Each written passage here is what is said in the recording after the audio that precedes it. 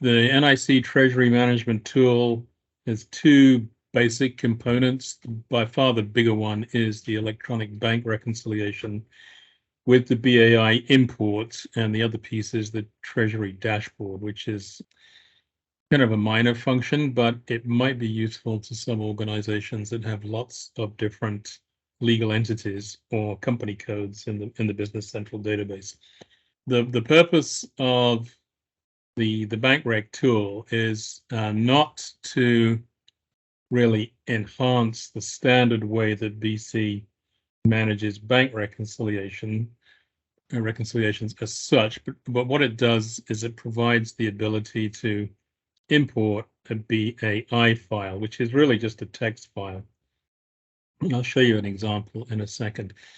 BAI stands for Banking Association International. It's a not-for-profit group. It was formed, I think, in the 70s, and its intention was basically to standardize data interchange between banks. So in a sense, BAI is basically the EDI for the banking industry. And in the kind of worldwide banking industry, there are apparently thousands and thousands of different transaction codes that identify different types of movements of funds between banks. What BAI did was to synthesize those down into about 600 standard codes so that when funds are transferred between banks or between banks and their clients, these BAI transaction codes will identify the nature of the transaction.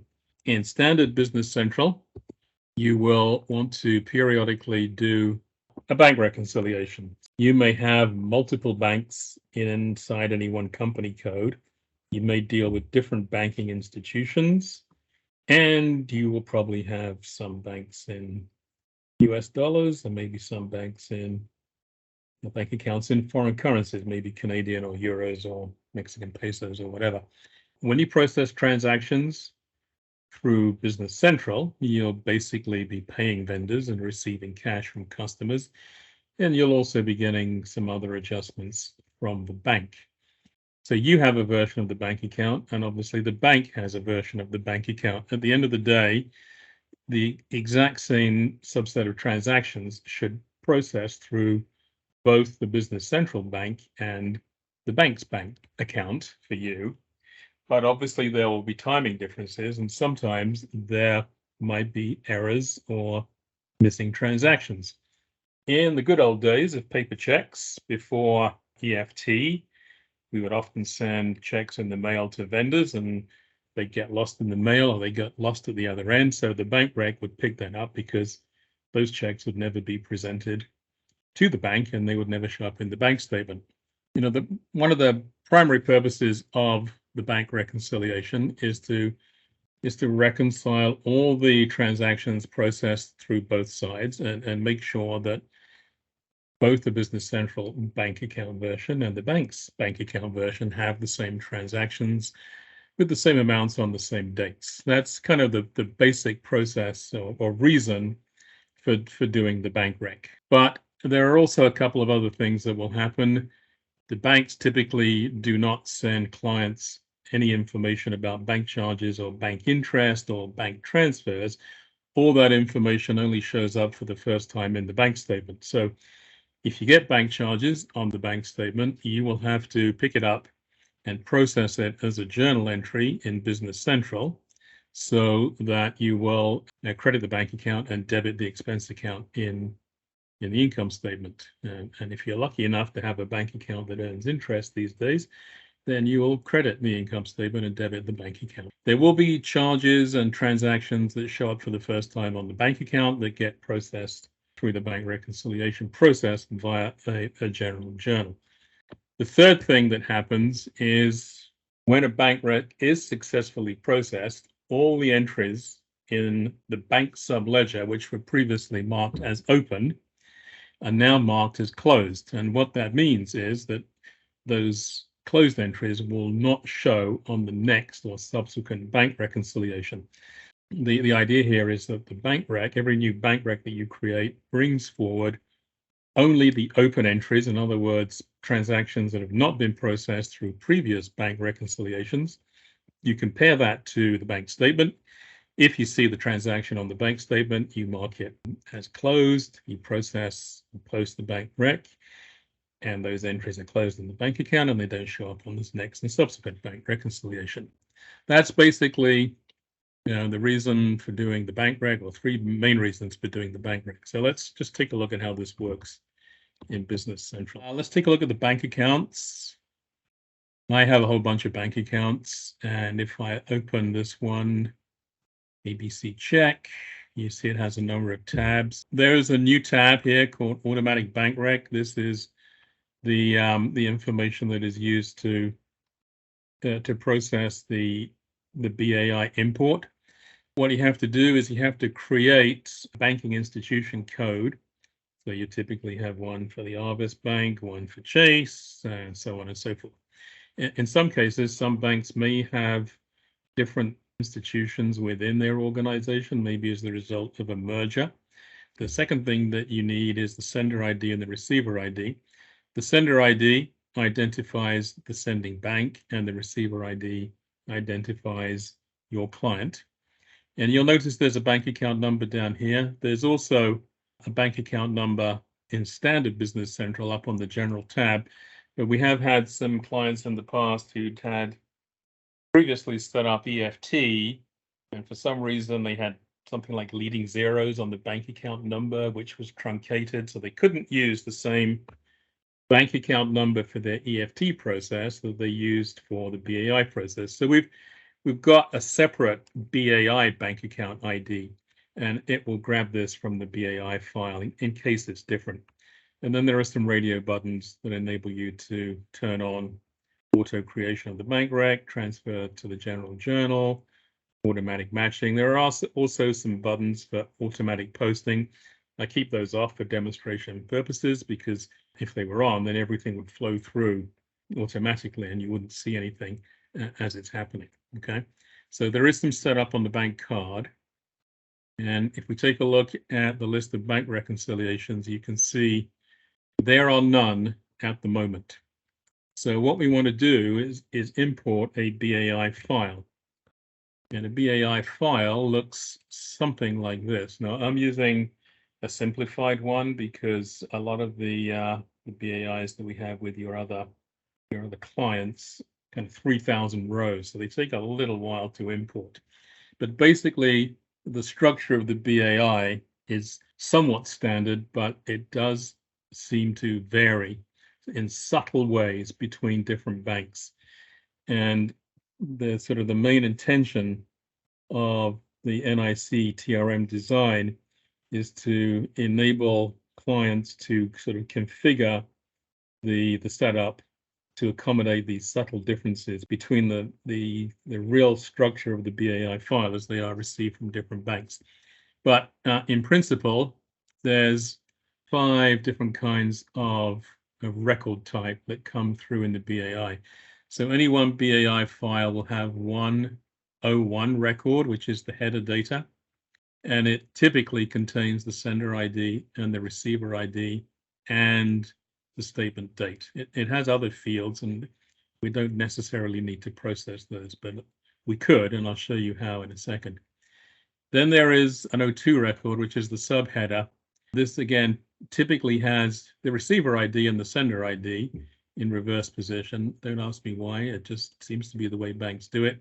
It also has a transaction date, and it typically has a currency code if there is one. The 03 record is called the account identifier, and basically that is the account number. In this example, we've got a dummy bank account 11112222 against this 03.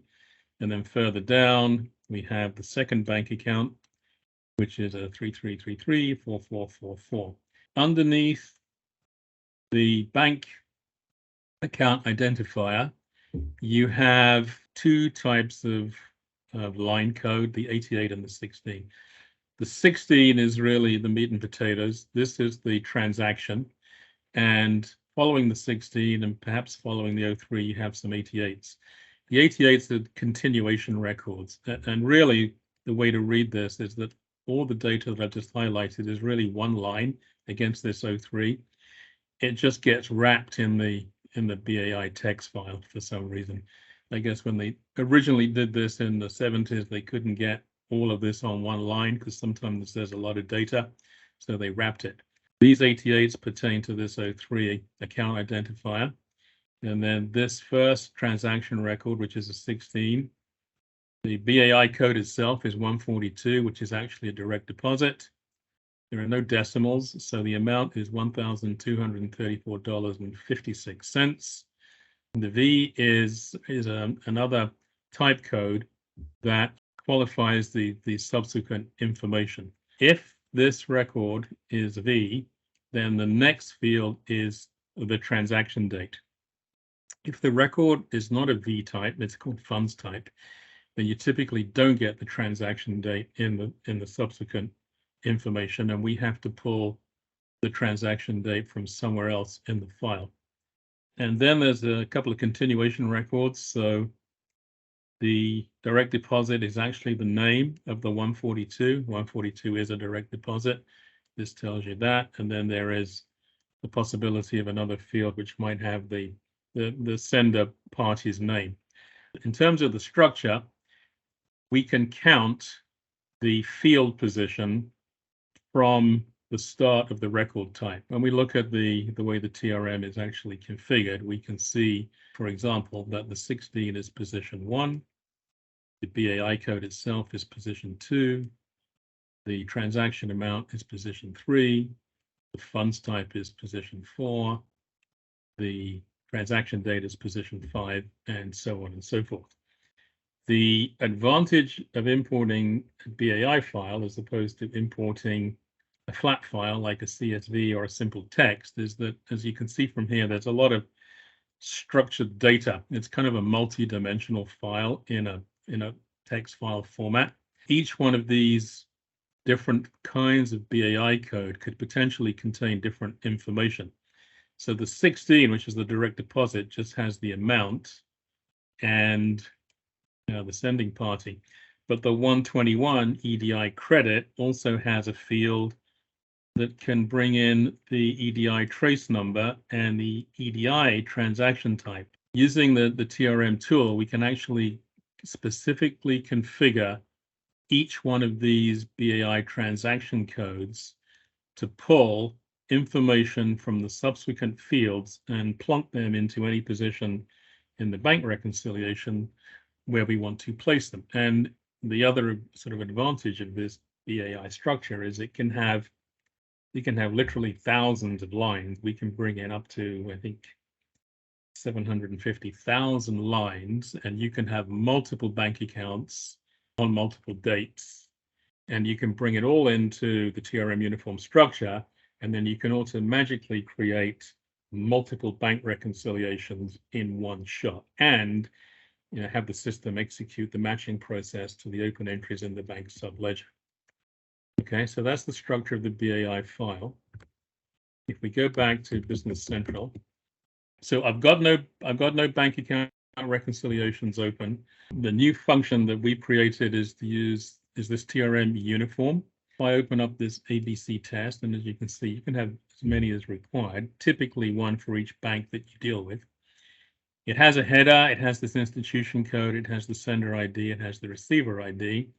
There are some options on the date format. Some BAIs have a YYMMDD date format, and some have a YYYYMMDD date format. Now we can also populate the general journals. But if I just scroll down through the list of codes, you can see these are all the individual BAI codes that have been identified by the BAI Institute. So 121 is the EDI transaction, 142 is the direct deposit. If I open up one of these fields, the way you read this is for record type 16 for BAI code 142, go to your BAI file, get whatever value is in column 3, and put that into Business Central in the statement amount. Get whatever value is in column 8, put that into the description. Get whatever information is in column 9 and put that into the additional transaction information.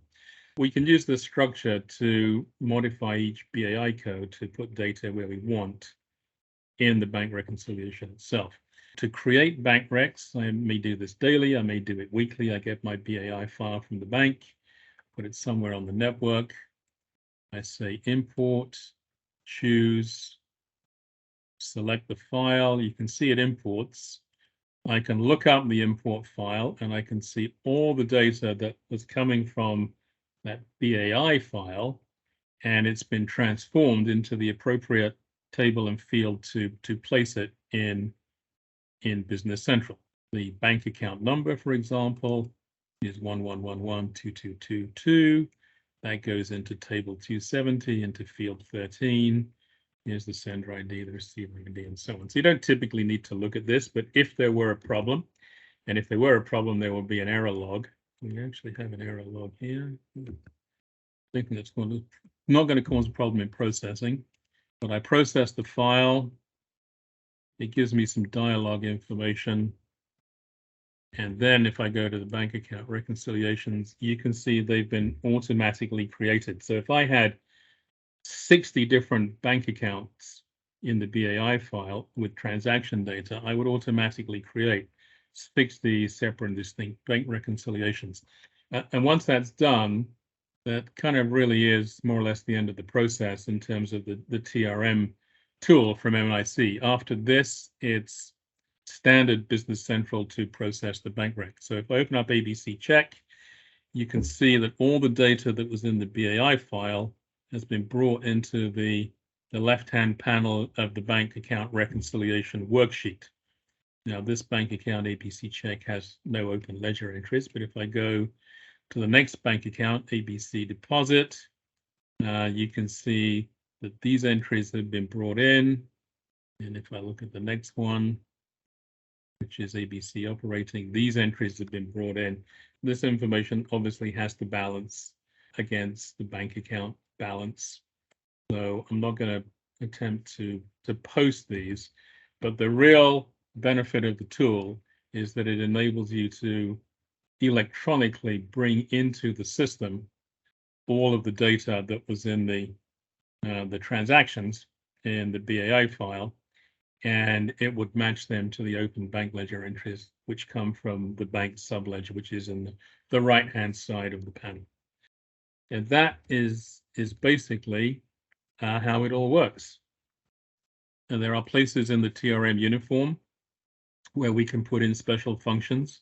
So if you had something like the bank charges, which are 354 or something, yeah, interest adjustment, what you could do is you could set that up as the interest adjustment function type, and then I could put in here whatever is the GL account that the bank interest should be posted to, and it would actually create the journal entry automatically to do that. There are also functions like a ZBA sweep. So if you have a low interest or no interest checking account where typically vendors are paying their checks, and periodically the bank will sweep a prefixed amount or a flexible amount from that no interest checking account to a higher interest deposit account, it will do that. It will do that automatically. So that information will show up in the bank statement. What you would have to do in Business Central is do a journal entry to credit one bank account and debit the other. By using this the ZBA sweep function, you can automatically set up the general journal to debit one bank account and credit another bank account. The other function that we do have, if I go to the actual bank account, well, one of the bank account cards, we also have the ability to do ACH matching. So this is sometimes problematic. If you pay, say, 20 different vendors on the same day, different amounts, and you send that off to the bank in an EFT ACH file, they will pay the vendor on your behalf. But what comes back on the bank statement often is just one line, which is the batch total. So when that shows up in the bank statement, it can be quite difficult to match that one entry to the 20 open ledger entries in the bank rec. We actually have a matching function that will look for the amount and it will look for the date. And if it finds an equivalency between the ACH batch total and the date, it will automatically match off the batch total to the individual records in the bank statement. So if you have a lot of that kind of activity, that can save quite a lot of time matching those records. And then if anybody ever comes up with like a new sort of funky function for a particular BAI code, and I'm sure I haven't seen them all, what we've got here in the function type basically is the ability to create a little mini subroutine that could pick up that data and process it however you want.